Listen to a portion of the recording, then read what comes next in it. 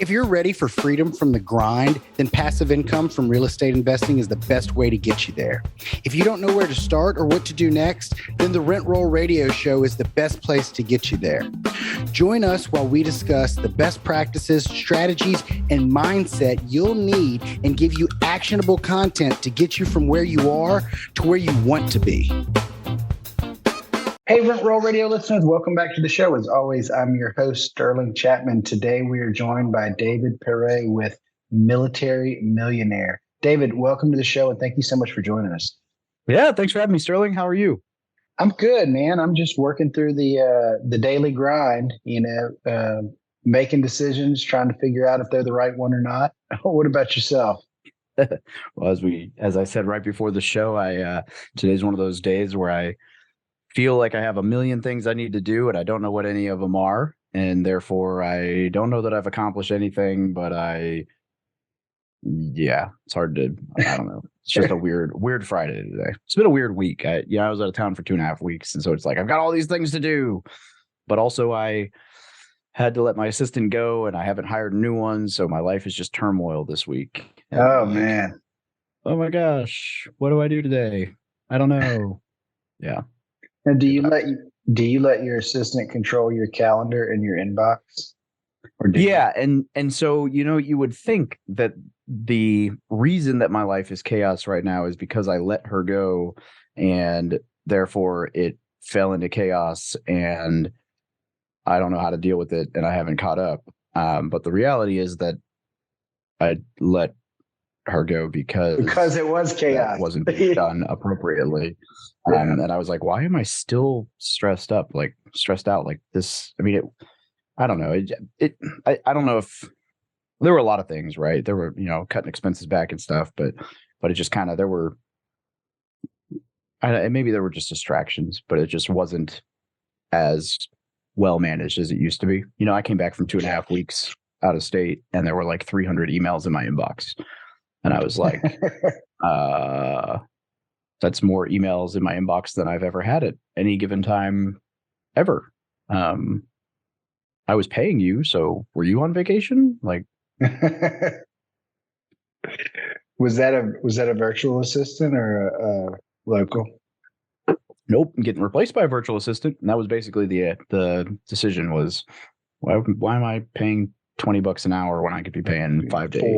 Yeah. Well, so I'm going for a pretty high level VA. I want somebody who can do, the inbox management and the scheduling, but also like manage the CRM for my referral program. And then actually the guy we just sent the email to, hey, set up the meet and greet. I think we're hiring this guy, assuming that he hasn't been yanked by someone else. He has experience as a community manager for like a VIP Facebook group for a CEO where he was an executive assistant in the past. And that's huge for me because I have an ad on Indeed right now to hire a community manager for my mastermind group. And so I'm like, well, I only have about 20 hours a week worth of work on the EA side. And I was going to have a bunch of admin tasks that I was going to just find. Yeah. And now I'm like, aha, perfect. So hopefully this just blends because I'm like, I don't really need a full 40-hour-a-week person for the the community manager. I just need someone to help manage the chaos of, So anyway, so in theory, this will be a really cool fit where I could take 2 positions and fill it for $8 an hour and grow them at, $10 an hour, heck, sure. $20 an hour, and I'll still be way better off than where I was. So we'll see. Awesome. Let's back up, man. Tell us your story. What was your journey like? What were you doing before? What do you got going on now? Yeah. I guess I know everyone's like, oh, wow, assistants. Yay. Who the hell is this guy?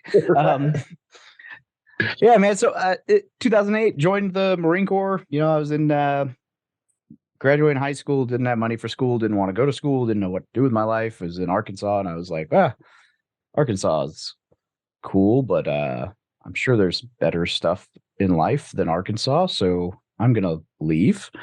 And if you don't have money and you don't have scholarships, the military is a pretty good way to leave a state.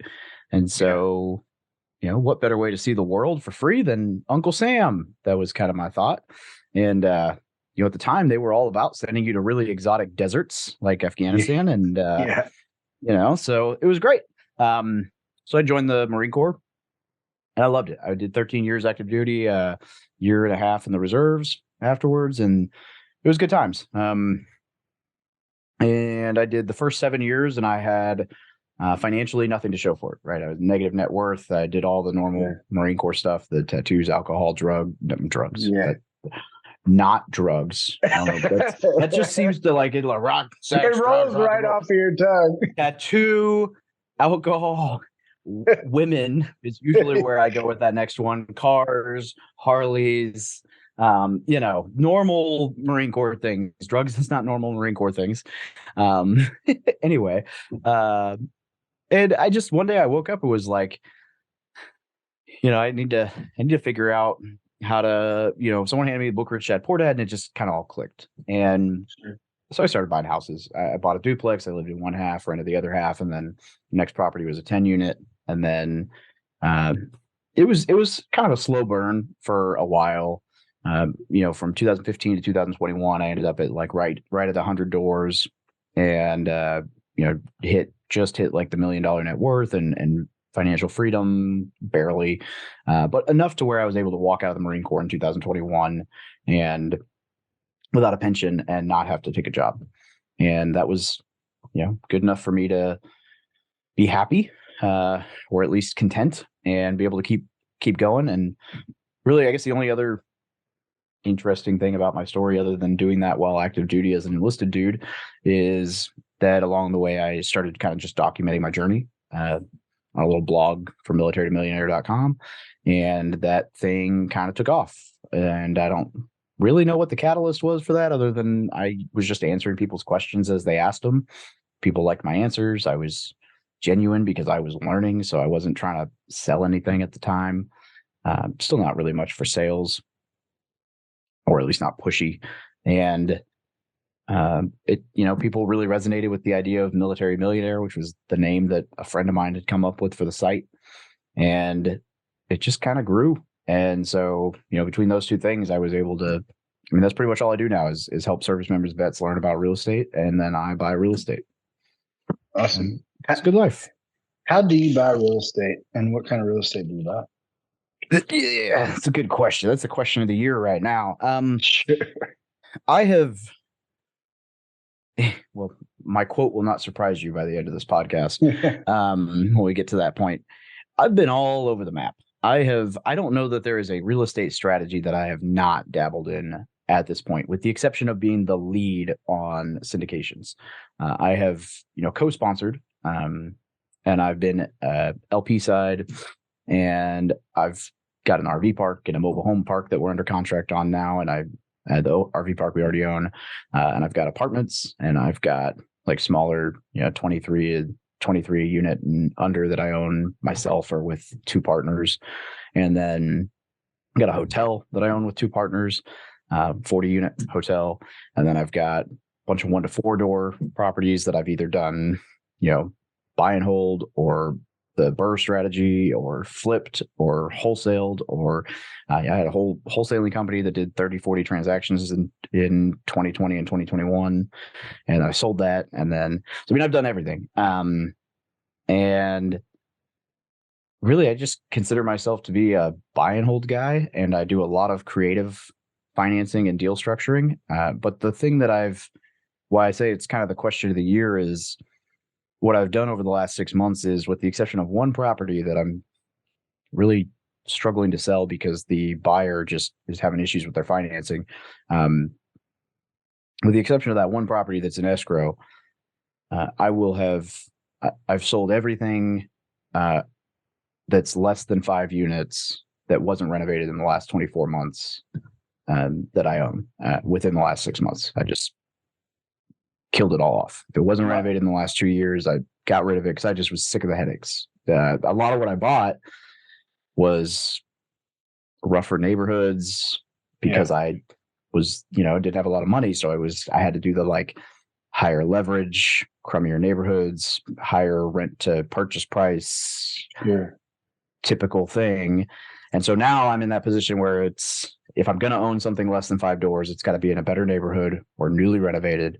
And I'm trying to pivot more towards either complete LP positions or partnerships where I'm not operating. So on this mobile home park, there's actually 8 of us, and I'm throwing my cash in and I'm going to do nothing. And on the RV park, I'm a 10% owner. I made introductions to the money guy, my lender, my LLC guy. The only thing I've ever done on that is 2 Zoom calls, the introductions, and I built the Google business page. That's it. I didn't bring cash. I don't operate it. It's great. And so I'm trying to do more deals like that where I'm just completely hands off. And so that's I'm trying to figure out how to pivot to where I'm not the liability on the deal. I'm not the time. I don't mind being the capital. I don't mind being the introductions. I don't mind being the strategy. I just don't want to be liable for the deal. And I don't want to be the guy that gets called when something goes wrong. And that's pretty much where I'm at. Because I realized like my portfolio last year, it was like, we did this burr and this property's great and the sewer line exploded. And we bought this house and the numbers are great and 15 homeless people moved in. And I was just, it was too much. It was just way too much, way too fast. So how many houses did you sell in the last 6 months?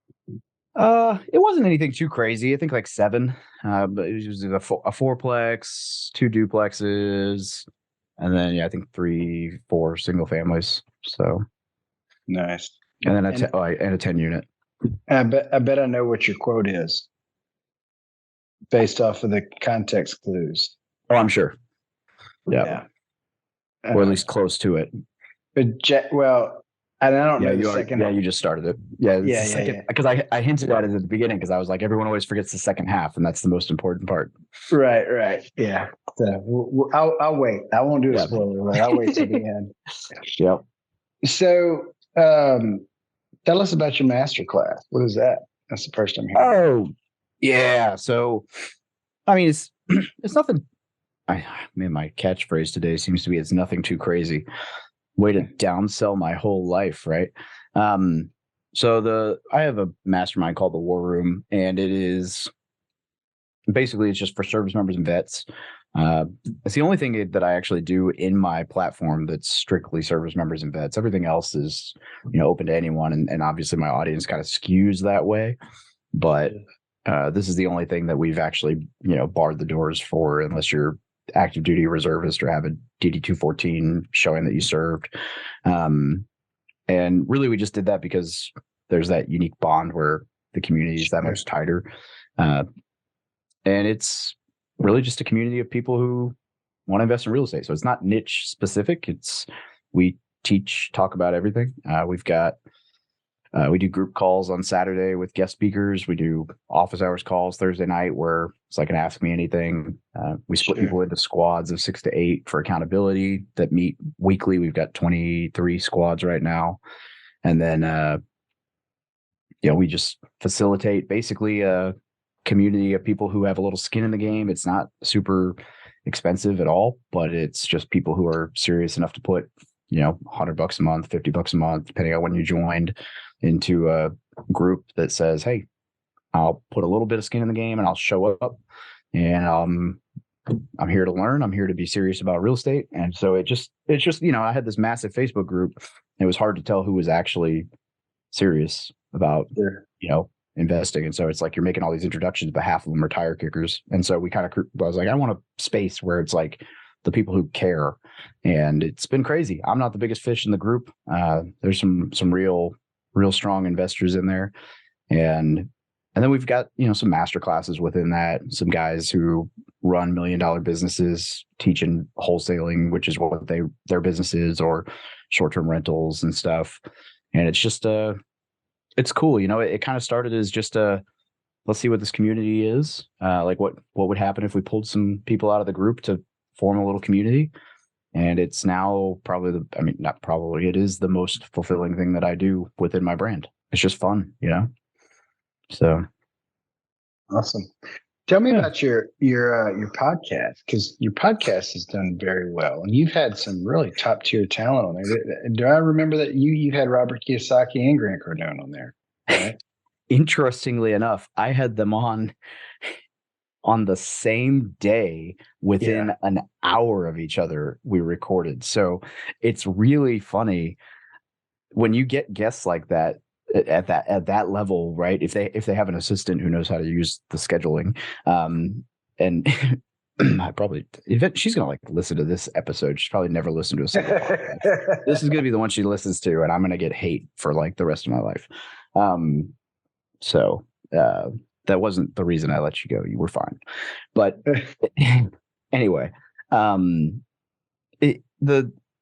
you get a guest of that caliber, right? Like Grant Cardone, they don't send you like a scheduling link. They just say Grant's available on this day at this time. Take it or leave it. And if you don't take it, then they might send you like another day at another time. And then if you don't take that one, like, sorry, maybe you get another chance, maybe you don't, right? Like you're basically rolling your dice at that time. Like, well, I hope that good luck if you reschedule on Grant. Like, good luck. And so it's funny because I got an intro, like a really warm intro to Robert, and I was really stoked, and they actually said yes. And then so Robert's gatekeeper was like, I got this day and this time, or this day and this time, take one. And so I picked one, and it was like 1:40 p.m. on whatever Wednesday. And then literally 2 hours later, and I had been, bugging Grant Cardone's team because I saw him. His was not an introduction. His was just a Facebook or an Instagram post. He was trying to get on a bunch of podcasts to pitch a deal. And I was like, oh, an opportunity. So I just hounded his team. And I got an email that was like, we got noon on Wednesday, this date, take it. Or take it or leave it. We're doing this many podcasts. Yours is in line. Yes or no. He's got 25 minutes, noon on Wednesday. And I was just like, there's no way this is happening. And so I texted my co-host. I was like, bro, are you sitting down? He's like, what? I was like, so next week we're interviewing Grant Cardone and he was at the beach, wasn't he? Like he was on an island. He was in Tulum in Mexico or whatever on vacation. I was like, hey, I know you're on vacation next week, but when you get guests like this, they don't let you pick the schedule. So I get you're on vacation. You can either make this or I'm going to record it without you because I'm not rescheduling. And so just so you know, next week at 1, Grant Cardone is going to record with us for 25 minutes. That's all he gave us, but that's what we get. And then 15 minutes later, Robert Kiyosaki's recording with us. So I would appreciate if you could just find, 3 hours during your vacation to find internet. But if not, whatever. And it was good times. Oh my gosh, it was crazy. And it's funny because the introduction I got, I won't name the podcast, but it was from a big podcast. It was from their producer because I'm friends with him. And they said Robert was the most heavily they've ever edited an episode in the entire existence of the podcast at that time. And then he comes on the show and we got done with the recording. I looked at my co-host and I was like, you know what we're going to do? We're not going to edit it. I was like, we're going to record a 30-second warning that says, hey, don't listen to this if you're sensitive. Yeah, you might get triggered. It's so funny because I messaged Alex like right after it came out because I listened to it and I was like, and I don't even remember, but it was like something to the effect of like, holy shit, I can't believe y'all released that whole thing. Or like I'd wanted him on my show, but I'm like, I'd be afraid I'd alienate too many people. I asked him, I met him in Phoenix and I asked him to be on the show and he yelled at me and walked away. He yelled at me and he told me to give my contact info to this other guy. And like, this is my people, get with my people. And when I walked up to his people, they're like, I don't even work for him. I don't know what the hell he's talking about. It doesn't surprise me after that conversation. Yeah. We got done and I was like, I want to have a beer with Robert. He is nuts in every way that I want to drink with him. He just seems like he would be so cool to party with. The podcast was crazy. I mean, he's talking about like drunkenly taking helicopters and picking up chicks while he was in the Marine Corps and trannies. And I mean, I was just like, oh my goodness, what are we doing? And I'm like, I can't stop it. It's so bad. But like, he uses all these polarizing words, but his actual message is really not that bad. He's just trying to he's doing what Donald Trump and Ben Shapiro and everybody does at that level, which is, how can I say this thing in a way that gets me the most press? And the way that you say it is you use the words that get attention. And he figured it out. Like, everybody is like, oh my God, I can't believe he said that. He's crazy. And it's like, I mean, really all he's saying is like, hey, if you have financial freedom, you can say and do whatever you want, and it doesn't matter. It's not really that crazy of a concept, but he's making the point by saying and doing all kinds of crazy things that drive the point home pretty hard, because everybody's like, dude, what is he doing? Who cares? He doesn't care. Why should you? Yeah. It's pretty funny. Sure. He was a hoot too. Like, before and after the recording, he was a good time to talk to. He was fun. Nice. Yeah. That's funny though that he yelled it. I can totally see that. Like, I'm not surprising at all after talking to him. Well, I don't think he could hear well. Yeah, he's got like hard hearing. Yeah. Yeah. And then when I was at that conference, they announced like him and Kim are getting divorced. Oh. And dude, it's so crazy to me. And this is totally off the topic of real estate, but like, I'm sure you, just like everybody else in our community, is like, you're trying to improve yourself in every regard. You're trying to be a better father and son and health and all that kind of stuff. So you can get into this, and then you start to see all these like really rich people that are getting divorced. And it's like, man, because when I do this, when I go out and risk and work to buy properties and stuff, in my mind, I'm always like, oh, well, if I could just get financially free, I could be a better father. I would have more time to spend with my wife. You know what I mean? But so often in the media with all these billionaires, they're getting divorced left and right after like 40 years. You would think, like, if you're in your 70s, you made it over the hump. You know what I mean? Like, you'd think the trouble is when everybody's young and horny and going crazy and, you know what I mean, in their 20s. But shit, if you've been together 30 years and you're worth $100 million, like, couldn't finish it off. Yeah, the problem is that the goalpost moves, man. And it's addicting, and men are driven by purpose, and it's scary to shut that down, right? And obviously, I'm not at that point or that level where I feel like I could just completely shut that down and coast. But I won't name names, but I was at a GoBundance retreat. Are you familiar with GoBundance? I'm in GoBundance. Yeah, no joke. Of course, that's how I'm sorry. Yeah. Yeah. Were you in Tahoe? I was not in Tahoe. I really got FOMO on that. I had a lot of other trips in March, and I'd just been traveling a lot last year, so I was going to try and dial it down. So I went back and forth, and then at the last minute I said, screw it, I'm going to go, and I pulled it up, and the tickets were sold out. Yeah. Okay. I have way too many conversations. I 100%. We had that conversation, and I'm a nincompoop. Okay. So one of the conversations you missed, and I'll name it when we're done recording with who it was. One of the gentlemen at GoBundance, who has a fairly significant net worth, was talking about exactly this. He's like, I kept chasing, and I got to this benchmark that was my goal, and then I shifted the goal and I blew past it. And he was on stage talking about how it wasn't until last year he signed up for ketamine therapy. He did like 4 of the 6 sessions. It's legal in Texas, I guess. He did 4 sessions.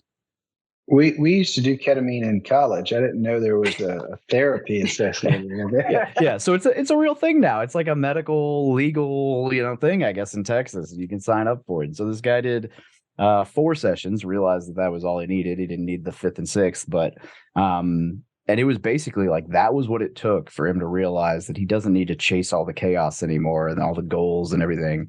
But his goal was 10, and then he got to 15 or whatever, and was like, why am I still pushing this so hard? I'm totally good. I'm done. I hit everything. Like, why can I not just shut it down and be present with my family? And Yeah. the, marriage almost ended at one point. And so I think that's exactly what it is some of these guys, it's just, like Grant Cardone, like that guy has plenty, but I don't think he could. I think he's one of those guys who would like kill himself if he just completely shut it down. Got to have some. And you see that. My dad is 71. He hasn't needed to work in years, but he still goes to work every day. He just doesn't know how to do anything else, Yeah. and he doesn't want to face his mortality. You know what I mean? And that's just one step closer to death that he can't accept. You know what I mean? But it's kind of weird trying to balance that like super achievement with like the other things. Like I always say, like I don't need to be Grant Cardone. I don't need to be a millionaire. I would, I'd be a perfectly happy 100 millionaire with, spending time with my family. And because you don't want to be the billionaire who's been divorced 7 times at the end of your life.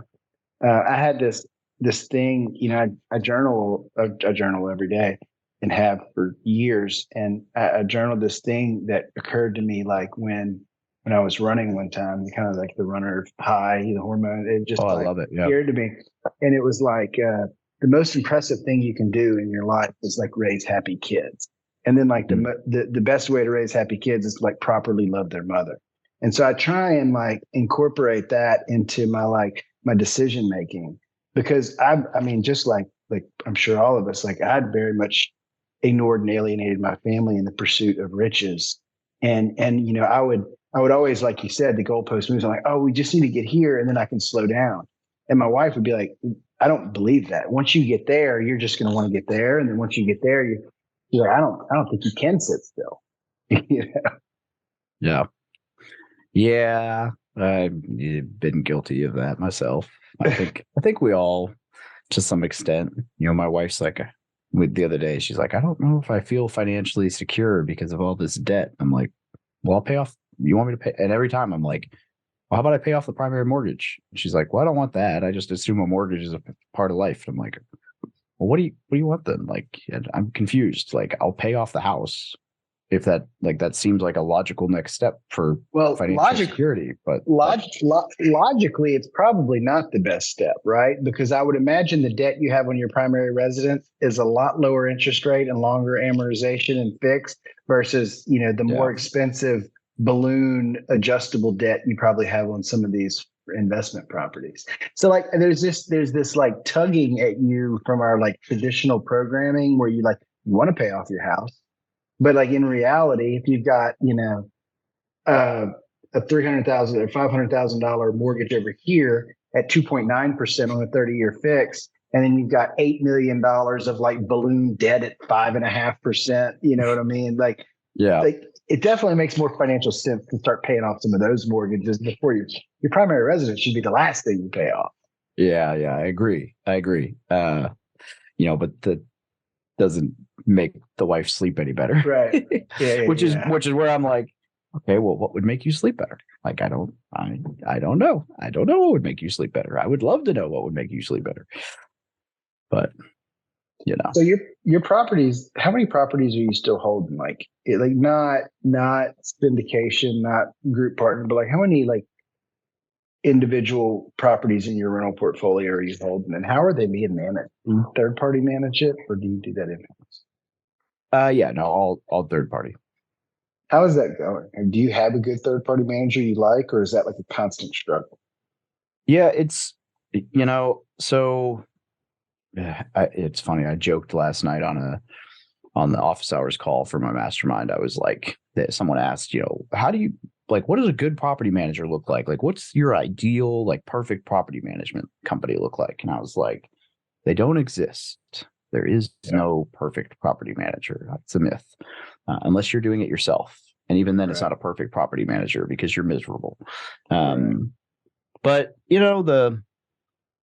mine, I love mine, and they're definitely not perfect. I'm sure that there are tons of expenses where I could, cut costs and save some money here and get a little better here. And but I had I had a lawsuit that I was in for pretty much 4 years So I bought a property in 2018 and I settled the lawsuit in 2022 on a lease option, weird deal where basically it was, I can't use the word scam, but essentially I paid for the option on this 67,000 square foot building. And the guy it was, the lawsuits I won were for like fraudulent misrepresentation.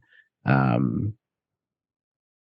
can't remember the other two claims. There were three claims. That was the biggest one. And basically like, just unjust enrichment. And anyway, doesn't matter. Fraudulent misrepresentation being the big one, right? So basically saying like, hey, I got into this deal because you lied about a whole bunch of crap on your numbers. And then he, tanked the deal and there was something else. And I got all the money back and we settled, we got everything out of it and everything was made whole. We even got interest on it and yada, yada. But I say all that just to say she managed everything all the way through for all my other properties, but she showed up in court and sat outside the courtroom. She wasn't allowed in the courtroom for like 6.5 hours, waiting on them to call her in for like a 25-minute, be on the stand to leave. And it was an hour and 20-minute drive from her office to court. And she had to be there at like 8 a.m. And so, is she the best property management company in the world and in the state? Maybe there's somebody better. I've never looked because to me, you can't buy that. And sure. I doesn't matter. I'm like, the ladies that the cops called on her like 3 times for me and shown up in court. I don't care if there's a bad property manager that would save me a couple $100 here and there. You can't buy that kind of loyalty. So, yeah, but she's good. Her team's great. I like the fact that they handle the books well enough and they pay my mortgage well enough that I don't need a bookkeeper for those LLCs. So saves me a little bit of money there. So, ups and downs. Definitely had some hiccups over the years, but for the most part, it's been good. I'm not detailed enough to be able to handle it on my own. Well, I'm not either. But what I've found is that employees respond a lot better than these third-party vendors. So I just fired my property manager, and it was absolutely terrible. Mm. And so I just hired somebody in-house to manage it. And the first month that she, and her office is right there, you know what I mean? Like she works for me in my office, and we collected like 15,000 more than any month for the last year and a half they were managing, and our expenses were a fourth. And I mean, and it's like, what were they doing? You know what I mean? So I'm happy with the in-house management, how it's going so far, and we're considering taking on other investors because there's I don't know about where you are, but here there's a need in the marketplace. Everybody's asking for a good property manager, and nobody can find one. And for this space, right? Like there's some top tier apartment property managers, right? They're a lot more sophisticated type of company, but like these guys that are managing the single family space, it's just hard to get somebody who cares about your stuff, Yeah, I agree with that for sure. My buddy who's probably crushing it more than anyone else manages his own stuff, and he has a VA who handles a lot of it. And he's always like, just manage your own. And I'm like, dude, my problem is just that I'm just not detail oriented enough to handle that kind of, it would just stress me out so much. Now, if this executive assistant comes in and crushes the admin stuff as well as, potentially they could, that'll free up my COO's time a decent amount on a lot of the processes and stuff that he's been overseeing. And he's super detail oriented. And so, theoretically, then I could be like, yo, Paul, I need you to help me build out the systems to manage someone. And then maybe it'd be something worth, because it would definitely be worth pulling someone in-house to do a decent amount of that. It's just that if it was left to me to build that out and manage it, it would not be, it would be worse than if I was doing it third party. Because no, same. And I couldn't do it any better. The answer for me was not me doing it. It'll never be me doing it. It was finding somebody that their entire job is to focus on my properties. You know what I mean? Yeah. And they work for me. You know, when I go to the third party manager, I'm like, I am like a fifth or a tenth of their properties. You know what I mean? Yeah. They don't work for me. They don't really care what my opinion is. They're like, well, this is how we do it. If you don't like it, leave. You know, Yeah. versus somebody who, and I would have stuff going vacant, sitting for months at a time. Whereas, like, if we go vacant today, like she's over there the next day. You know. Yeah, Like, that's what are awesome. we gonna That do? definitely makes a difference. Where are you located? I'm in Baton Rouge, Louisiana. Oh, nice. Are Yeah. you left Arkansas? Did you ever go back, or where are you? I am in Springfield, Missouri. So about 4 hours north of where I grew up. I got stuck here as a recruiter in the Marine Corps. And this is where I bought my first house and then where I met my wife. And she's got a ton of family here. And I just kind of kept buying houses here because the market's not terrible. And so when I got out of the Marine Corps, it just kind of made sense at low cost of living. And she's got family. So not a bad place. Close enough to my family to visit and far enough that they have to call before they visit. So Nice. yeah. So what kind of advice do you give the people that are just starting out? Yeah, I mean, there's so much, right? But the first thing I tell people is just, well, first, I love house hacking, right? I absolutely, if it's a young, especially a single person or a young just couple with no kids, I love the duplex, triplex, fourplex house hack where you know, most people like you got to pay to live somewhere, but you don't really, not if you buy a fourplex and your tenants can pay for where you would be living. So now you're, instead of paying $1,000 a month to live somewhere, you could just pocket that $1,000 a month while you're learning how to be a landlord, how to deal with depreciation, how to, you know, and it's not as scary, right? It's much scarier to buy a investment property psychologically than it is to buy a house. Everybody's trained, you know, from birth that, oh, you should buy a house someday. You're going to want to have your own house instead of rent all your life. That's much less scary to tell your parents that you're buying a house than it is to tell your parents you're buying an investment property that you're not going to live in. So I love that strategy. And, you know, I think you got to get your finances in order, right? You got to have decent understanding of where your money's going and have a decent rein on all that. Get all that stuff in order and, you know, the basics stuff. But I think the thing that I spend most of my time talking to people about, and the reason that I think the mastermind or any mastermind or GoBundance or anything else is so powerful is that I think the single most important thing people can do when they're getting started is understand the lens that people are giving advice through. And the analogy that I'm always telling people this about, because it's funny to me and to envision, is, you know, if you think of your mom, obviously has your best interest at heart. She loves you. And if you don't have a mom, picture a grandma or whatever, somebody who loves you unconditionally, who has your best interest at heart. If you don't have one of those, think of Cupid. I don't know, whatever. Somebody loves you. That person has your best interest at heart. We're using mom.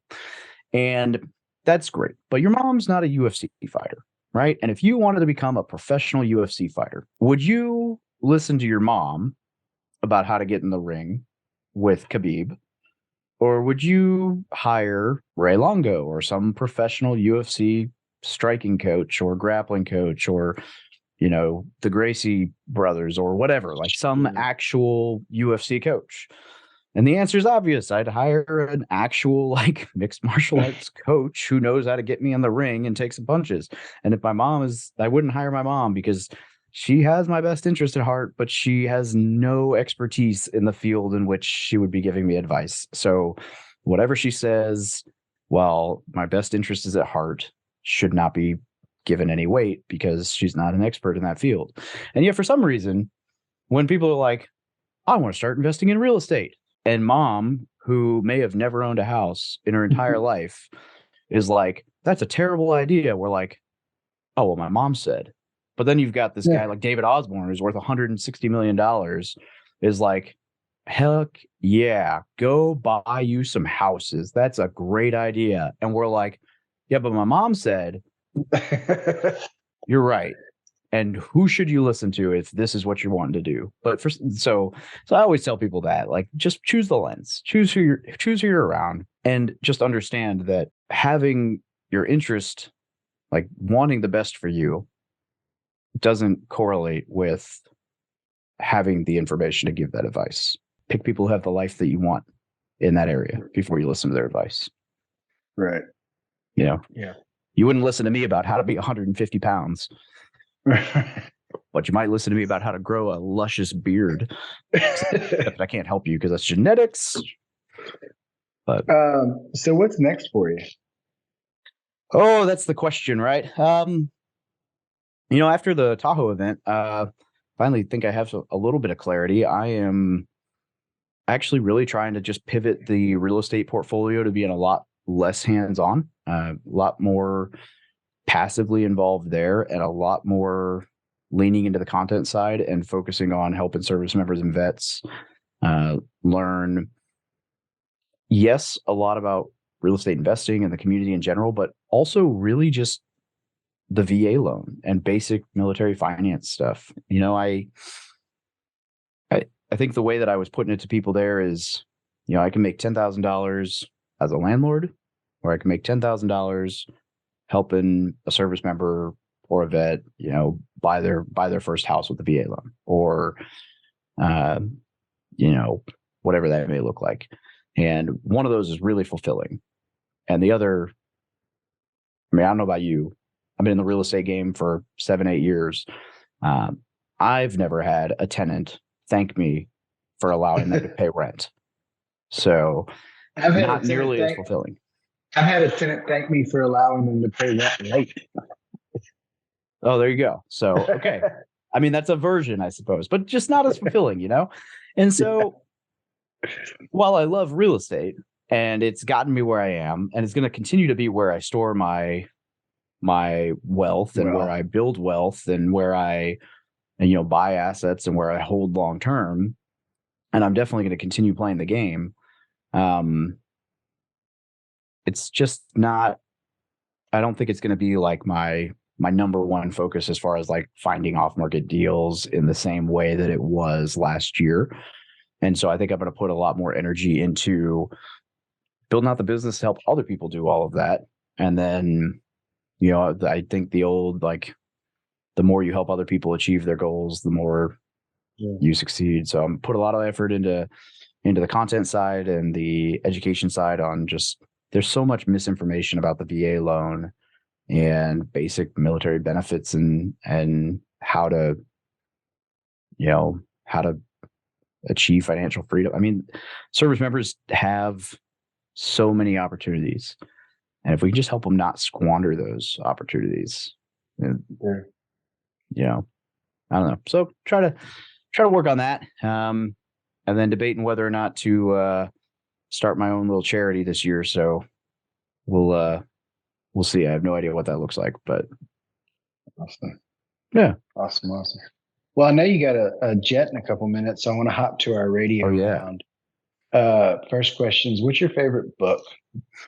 And as we discussed, it changes always depending on topic, but the one that I probably need to revisit here that has come up recently is Free to Focus by Michael Hyatt, which is just a good book as far as getting your schedule in line. So it's kind of, I guess, not necessarily like 4-hour work week, but just a good book about getting control of your schedule and regaining some time. Awesome. What's your favorite quote? You already know. The quote that we were talking about before this is the one that fits me in life right now is a jack of all trades is a master of none, but oftentimes better than a master of one. And so I grew up always hearing a jack of all trades is a master of none, and people always forget the second part. And so I was always led to believe that shiny object syndrome or doing a bunch of stuff is wrong. And then it was actually David Osborne who came and spoke to the mastermind once and was like, it was really cool when I finally learned that you kill a lot more with a grenade than you do a sniper rifle. And that hit home to me. I was like, oh, And so like the more I started leaning into, experimenting with a bunch of things and figuring out what worked, the more I just felt at home, and it's worked for me so far. So for sure. Well, what's your favorite thing to do when you're not working?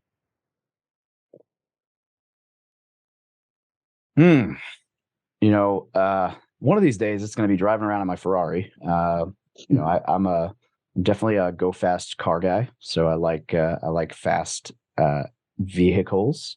I sold my toys when I first got into real estate, and I haven't bought anything crazy yet. But in the absence of crazy fast toys at the moment, hiking, going out with friends, traveling, hiking. I did like the 5-day, 56-mile trek to Machu Picchu in September, and that was one of the coolest experiences in the last decade. So funny story about that. I went in 2014. We went and spent a week in the jungle and a week in the mountains. And in the jungle we did ayahuasca with the shaman, and then in the mountains we went to Cusco, and we were supposed to do a 4-day trek that finished at Machu Picchu. But the night we arrived in Cusco, we were going to spend the night, and then they were going to come pick us up at like 4 a.m. Well, at like 1 a.m, I thought I had some bad ceviche, but it turned out to be altitude sickness. I was violently sick. I was there with my cousin and my dad, and come 4 a.m, I could not get on the bus.